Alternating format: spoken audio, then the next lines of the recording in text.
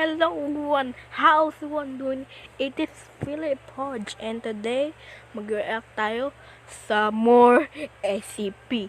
Today mag-react tayo kay SCP-4434, the Deep Sea Anglerfish. Oh! And it's almost my birthday. It's like 2 days, okay? So you can just greet me whatever you want in the comment section, okay? There are no streetlights on this stretch of the old narrow road which runs through a rural part of West Virginia. A car has gone off the road into a ditch and needs to be pulled out. A common task for this tow truck driver, and he's often in the area doing similar jobs. He's never been on this particular road, and he has to keep his eyes peeled for any signs or other markers that might give him an idea of how close he is to his turn. He spots something up ahead, but as he gets closer, he sees that it isn't a road sign, it's a billboard. As he passes by, he can make out the weathered lettering advertising a diner 20 miles down the road that's probably been closed for at least as many years. As he continues driving, he sees more dilapidated billboards, advertising other long-since shuttered businesses like gas stations and auto body shops. But then he sees one on the road ahead of him that's nothing like the others. This one doesn't look old at all. In fact, it looks quite new. He drives by and has to question if he saw it correctly. It seemed like all it said was, "Get away," over and over, and then the name of the road. Is that an invitation or a warning? It's a warning, It wasn't even clear what kind of business it might be advertising. He continues driving, but he can't quit thinking about that strange sign. He even feels compelled to turn around so he can get another look at it. But there's no need, because as he rounds a curve, there's another of the same sign. This time he slows down as he passes to get a better look, and he was right. It just says, "Get away," multiple times with the name of a road. Wagriwa Road. Must be Native American or something. Now he really can't get the billboard out of his mind. What does it mean? What does it advertise? Okay. Wagriwa Road. Yan. And why is there a third one of them just ahead of him? He pulls his truck to the side of the road, stopping with his headlights illuminating the sign. He gets out of the truck and stands in front of the billboard. It's just the same as the others. Get away, written over and over. Wagriwa Road. He can see now that the background of the sign is a picture of some trees on a gray, cloudy winter day. He also notices for the first time that there's another line at the bottom. Find what you are looking for. What does it mean? Find what you're looking for on Wagriwa Road. Where even is that? There's no directions, no address, no phone number. He takes a step back from the sign and looks up and down the darkened road. What is he doing out here on the side of the road? Someone is stranded in a ditch waiting for him and he's staring at a billboard? He gets back into the truck, puts it in gear, and drives away. As he continues down the tree-lined rural road, though, he inevitably finds his thoughts turning back to the signs. Get away. But find what you're looking for? Doesn't make any sense. Or are you supposed to get away to Wagriwa Road? Who would put these up? And why do they look so new? Everything else out here looks like it's for a business that shut down years ago. What are they trying to... Someone slams on his brakes and comes to a screeching stop in the middle of the road. His eyes are locked on what's in front of him. His headlights aren't lighting up another billboard, though. This time, it is a worn road sign. Wagriwa Road. What the shit? He can't help it. He has to know what's down this road. He has to know what these signs are. No, don't go, don't go, stupid bitch. He turns his truck onto the narrow gravel road and drives for a few hundred yards, following it around a couple of bends as it winds through the trees until it abruptly ends. There's nothing out here. No buildings, no signs, just what looks to be a dirt path leading deeper into the woods. The tow truck driver switches off the ignition. The road is plunged into darkness. He reaches under his seat and takes out a flashlight before getting out of the truck. He shines the light into the woods surrounding him, but there's nothing to see. No, wait. There is something, and it's coming down the path out of the trees. Phil? Phil, is that you? Wait, The figure that stepped out of the woods is talking to him. He shines his flashlight at her, and they raise a hand to shade their eyes from the light. Sharon, what are you doing out here? It's Sharon, the tow truck driver's ex-wife, but he thought she'd moved to Colorado after she remarried. Why would she be here? And what was she doing emerging from the woods? Phil, come here. I need to show you something. Anong papakita mo sa akin, you bitch? For just a moment, but then finds that he's walking towards his ex-wife. Before he can reach her, she turns around and starts walking down the path back into the woods, and he follows. He walks just behind her, his flashlight illuminating the path in front of him. He thinks he hears a rustling coming from the woods next to him, and searches the trees with his flashlight. Doesn't see anything. Come on, it's just a little further. She she says. No! Where are we going? What's just a little further? What you're looking for? The woods What are you suddenly looking open for? up, and he finds that they are standing in a clearing. She stops walking, and he pauses next to her. He opens his mouth to speak, but she quickly shushes him. Quiet, they're almost here. Oh, that's The almost tow here. truck driver looks around, but he doesn't see anything. Just the faint outline of trees that are barely visible on this moonless night. What? But then he watches as several creatures begin to emerge out of the woods into the clearing. They're Deer? deer. He watches as just a few come towards him at first, but then he notices that they have completely surrounded him. There must be over 20. What the shit? Turn off your light, she tells him. He obeys, and in the darkness, he can see now that there is something special about these deer. Their eyes are glowing with What the? pale What? light. Hindi ka One of the na smaller nakita deer ng steps deer. forward and cautiously approaches him. Isang baby deer. He squats Or down isang and holds baby his hand doe. out, showing it that he means it no harm. The deer looks back nervously at a larger one that he thinks must be its mother. It looks like it nods in approval, and the smaller deer moves closer. No, You no, can no. clearly see its big, beautiful doe eyes glow brightly in the dark. You're okay, he says, and leans forward to give it a reassuring pet when...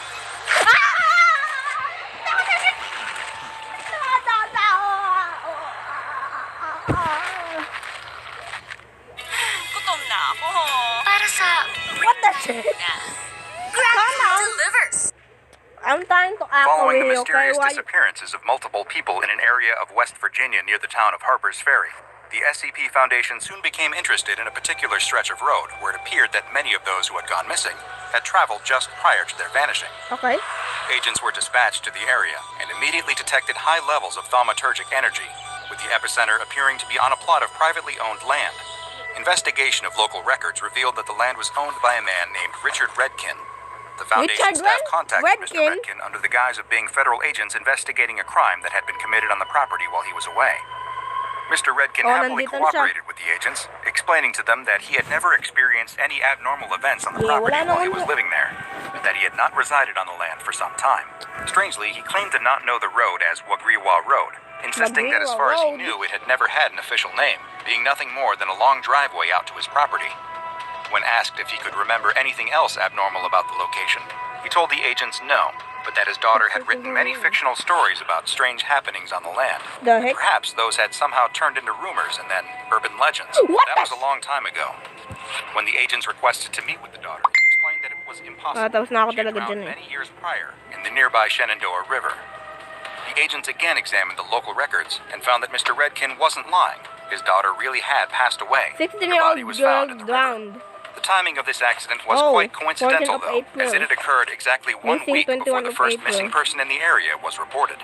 Okay. Quickly realizing that something was not quite right with this piece of land, Yeah. the SCP Foundation authorized the purchase from Mr. Redkin, who was more than happy to sell, and a research outpost was constructed to further investigate the anomalous events, which had collectively been dubbed SCP-4434. While exploring the surrounding area, they soon found what so many others had before, 34. the bizarre billboards imploring one to both get away as well as come to Wagriwa Road to find what you are looking for. The signs, which were designated as SCP-4434-A, were found on roads across the West Virginia, Maryland, and Virginia tri-state area, but their 4A. locations would often change, with the billboards A. only manifesting for short amounts of time before vanishing and reappearing What the- elsewhere. Bizarrely, when attempts were made to photograph or picture that thing. videotape the signs, the resulting footage What? would show only a blank white sign.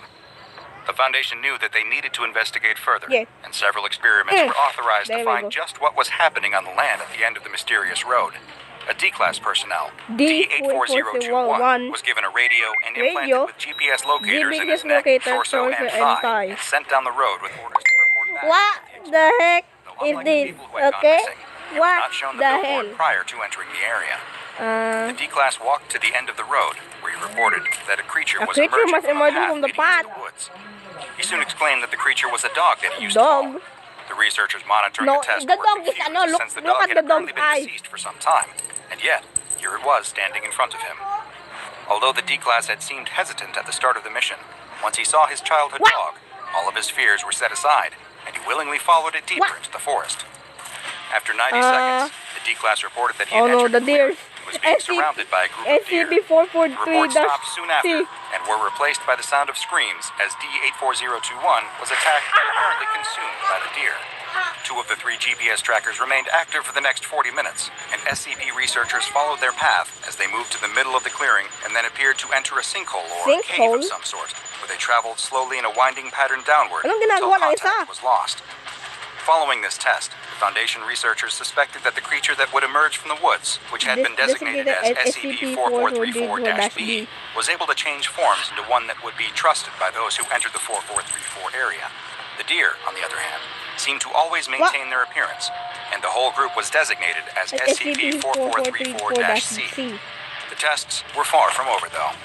For the next, 2 D classes were sent into SCP-4434 in order to see what form 4434-B would take when more than one person was present. Just like before, an entity emerged from the woods, but this time, it took the form of a young man in a suit, who immediately offered to clear any and all debts the D classes held, as well as expunging their criminal records, freeing them from their life as test subjects. All they would need do is follow him into the woods. What? The agents monitoring the test ordered the D classes not to follow the man, but they were ignored. And the researchers listened as they instead began conversing with SCP-4434-B, seeming to be quite interested in his offer. They soon followed him into the woods, and just over 2 minutes later, they too were attacked and consumed by SCP-4434-C. It appeared now that once someone entered the SCP-4434 area, they were all but helpless to resist the compulsive effects of SCP-4434-B. The Foundation researchers wanted to test the limits of SCP-4434's power, and so they then came up with a rather creative procedure for the next test. Another D-Class personnel was sent down the road, but this one was wearing a body harness that was connected to a pulley system, as well as being equipped with a camera. He was ordered to wait at the edge of the SCP-4434 area until the 4434-B entity appeared. The entity soon emerged, taking the form of a middle-aged woman. What the heck? As soon as the D-Class was seen conversing with the entity and agreed to follow it, the pulley was engaged in order to forcibly get got out him, of the area. bitch! This was followed by an entirely unexpected event. The Unexpected event. middle-aged woman quickly grabbed a knife and with a supernatural speed severed the rope on the pulley system. The now freed D-Class stood up, followed the woman into the woods, and was consumed soon after. The researchers were growing frustrated with their lack of advancement in understanding the anomaly, and so for the 4th test, they decided to take quite extreme measures. A drone was used to fly over the area, which identified the mouth of the cave that the GPS trackers had been taken into. It was a 3.5-meter wide hole in the ground, too dark to see anything past the entrance, and the drone installed an anchor point in the ground at the mouth of the hole before flying in to explore further. But the signal was almost immediately lost. Progress had been made, though. Yet another D-Class was selected, this time one who had climbing experience. D-84041 was warned in advance that the SCP-4434-B entity would appear to her and would have a compulsive effect, and that she was to ignore them no matter what form they took, and instead proceed as quickly as possible to the cave, which had been designated as SCP-4434-D. D-84041 was taken to the road, and she immediately began running down the path into the woods. She was able to reach the mouth of the cave without seeing any anomalous entities, neither 4434-B nor the carnivorous deer. She quickly attached the rope she had brought to the anchor that was installed by the drone, and began rappelling into the hole. As she descended down, she described the normal, rocky cave, one that grew wetter the further down she went. Surprisingly, she soon reached the bottom, where she found a spherical room, roughly 8 meters across. But this was not anything like the entrance to the cave. The floor of this room wasn't made of rock or dirt. It was more like flesh, and it appeared to be breathing. There was something else down there, too. A folded piece of paper with writing on it. The D-Class was ordered to pick up the paper, take a sample of the cave floor, and exit the area as soon as possible, as there was no way to predict if the SCP-4434-B and C entities, or something worse, would soon appear. After taking a sample, she began climbing out of the cave. When she emerged, there were still no signs of any anomalous creatures, but she quickly made her way down the road and out of the SCP-4434 area. When she reached the waiting agents at the edge of the area, D-84041 handed them the sample and the paper that she found, but then stopped and turned around. There on the ground, roughly 5 meters away, was a plate of food. Without any hesitation, she walked back into the SCP-4434 area, picked up the plate, and walked back into the woods. She was never seen again. It was now clear that 4434-B could take forms other than just humanoids and animals. As the objects that the D-Class had managed to get out of SCP-4434 were analyzed, the area's former owner, Richard Redkin, was again questioned by Foundation agents. They asked him if there was anything he failed to mention in their previous interview. He told them that there was one thing that he preferred not to normally discuss. Just before his daughter's death, in addition to her fascination with writing and coming up with stories, she had become obsessed with the occult. When they asked him about the paper they had found within SCP-4434-D, he told them that it was very likely that she had written it. The SCP Foundation now understood why they had detected so many thaumaturgic particles in the area, which is the residual energy left over from a particular form of ritualistic practice that is more commonly known as magic or witchcraft. The contents of the paper found in the cave seem to add Shion! Bakit mo ginawa siya ng SCP-443-B?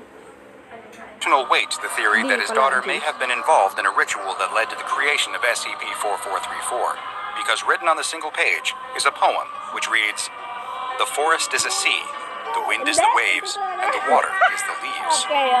The streams become undercurrents, the birds become fish, and coral finds its home as fungus, growth sprouting as I wish. The ground is the shore, pulling me by the feet, dragging me down, and pulling me back and forth on repeat. I dove down past the light, down where I couldn't breathe, and found nature looking for a fight.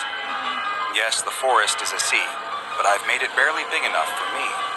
The forest is a sea, so now something's bound to come eat." Things only became more mysterious, though, when Foundation researchers performed a DNA test on the sample taken from the bottom of the SCP-4434-D cave. What they found was that it was, just as D84041 had described, a flesh-like substance, and that it was a 78.9% match to Melanocytus johnsoni, better known as the deep-sea anglerfish. And there was one final discovery to be made as well. Linguistic teams within the Foundation investigated the name of the road that had appeared on the SCP-4434-A billboards, and discovered that the word was very similar to the Native American Tutelo tribe word Wagriwa, which roughly translates the phrase, "I have come back." Now you should come back as well by subscribing and turn on notifications to make sure you don't miss a single anomaly, like SCP-054, the water nymph, another strange and perhaps misunderstood creature, as we delve further and further into the SCP Foundation's classified archives. Dr. Banto na you bitch.